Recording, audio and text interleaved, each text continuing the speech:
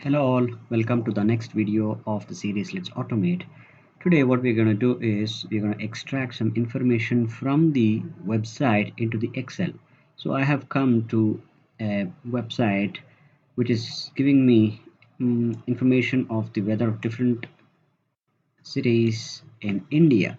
So what I'm going to do is I'm going to go to the Excel and then I'm going to data.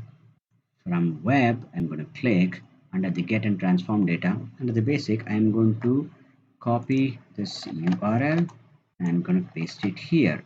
And now I click on OK. So it fetches multiple information for me. The very first one is a document which is not of any use to us. Table 0 is a sample information of what all information it's going to extract to us. Going to the table 1, I'm able to see so many things. Column 1, weather in India in so many location. Column 2 are the different city names. Column 3 is the date and time. Column 4 is probably a summary like passing clouds, extremely hot, sunny, extremely hot, overcast, extremely hot. Column 5 is going to give me the temperature. Column 6, 7, 8, it's a continuation of different cities as such, and I'm having multiple options called as load, load to, and then transform.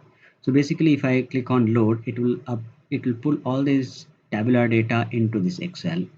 If I give an option load to, it will ask me where I want to publish this data or push this data into.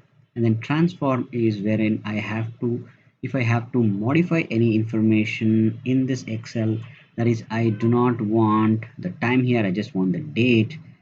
I can do that. If I want the date in a different format rather than saying DDMM YYYY, if I want DDMM YY, I can do that.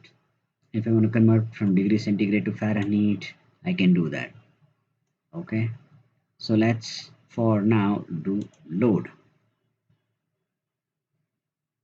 So it's processing based on the amount of data. It's capturing all the information and voila.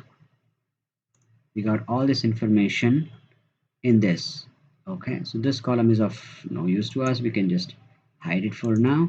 And then we are having all these cities, and then I can put this as city, and then this is the date, and then this is the status, or rather I can say, yeah, status would be good. And then this is temperature,